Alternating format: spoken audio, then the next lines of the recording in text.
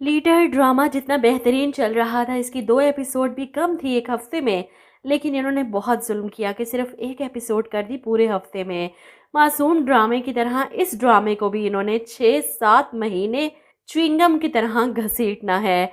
तो जैसा कि आपने देखा कि लीडर ड्रामे में रुबाब और मंसूर की मुलाकात से पहले ही मंसूर को दादा साहब के आदमी उठाकर ले जाते हैं जेल में उनसे मिलवाने के लिए, और दादा साहब अब अपनी पार्टी के स्टूडेंट लीडरशिप के सारे इख्तियारात मंसूर के हवाले कर देते हैं, जिस पर मंसूर बेहद खुश है।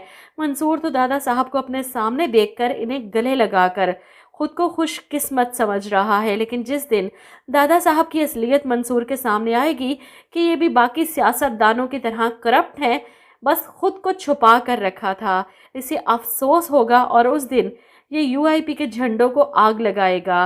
बहरहाल दादा साहब से मिलने के बाद मंसूर खुशी खुशी हॉस्टल वापस आता है, तो इसका दोस्त पूछता है, हाँ भाई, बड़े खुश नज़र आ रहे हो, कैसी रही मुलाकात फिर रुबाब से? ये सुनकर मंसूर को एकदम याद आता है कि इसने तो रुबाब से मिलने जाना था, बेचारी इंतज़ार करती रही होगी। वो अपना फ़ोन ऑन करता है जिसमें रुबाब की इतनी मिस कॉल्स, इतने मैसेजेस। वो सर पकड़कर बैठ जाता है, ये क्या हुआ? रुबाब पता नहीं कब तक वहाँ बैठी रही। वहीं दूसरी तरफ आसिफ, जिसने रुबाब के लिए कैंडल लाइट डिनर अरेंज किया था और रुबाब को प्रपोज करने वाला था, लेकिन मंसूर से मिलने की खुशी में रुबाब इसके सारे किए कराए पर पानी फेर कर चली जाती है, जिस पर आसिफ को शदीद गुस्सा है। वो मज़ीद इंतज़ार नहीं कर सकता। वो अपने ताया से बात करता है, जिस पर आगा वासिफ अपने भतीजे आसिफ को तसल्ली देते हैं कि मैंने फ़ैसला किया है कि रुबाब की तालीम ख़त्म होने के बाद तुम दोनों की शादी कर दी जाए। इनकी बात पर आसिफ बहुत खुश है और ये खुशी की खबर वो रुबाब से शेयर करने इसके कमरे में जाता है, जो कुछ देर पहले ही वापस आई है। वो मुस्कुराते हुए इसे कहता है, मिल के आ गई अपनी दोस्तों से, काफ़ी अच्छा टाइम गुजरा होगा ना तुम्हारा?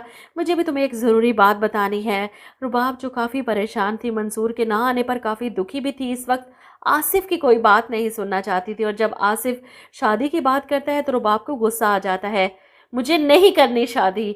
ऐसे में आसिफ कहता है कि तुम्हारे ख्यालात काफ़ी बदल चुके हैं, इस सब की कोई तो वजह होगी। तुम मुझसे चिढ़ने लगी हो, दूर भागने लगी हो, बात भी नहीं करती सही से। और इसकी वजह जानने के लिए आसिफ अब इसकी यूनिवर्सिटी में 1-2 जासूस छोड़ेगा इसके पीछे, जो पता लगवा सके कि आखिर रुबाब के साथ चल क्या रहा है। वहीं दूसरी तरफ मंसूर, जो इंतज़ार कर रहा था रुबाब का यूनिवर्सिटी आने का, रुबाब के आते ही इसके पास भाग कर जाता है। मैं माजरत करता हूँ रुबाब, मुझे पता है तुम इंतज़ार कर रही होगी, बहुत बड़ी गलती होगी असल में वो। लेकिन रुबाब इसकी कोई भी मजबूरी सुनने के लिए तैयार नहीं। वो इसे इग्नोर करते हुए वहाँ से चली जाती है और मंसूर इसके यूँ नाराज़ होने पर परेशान हो जाता है।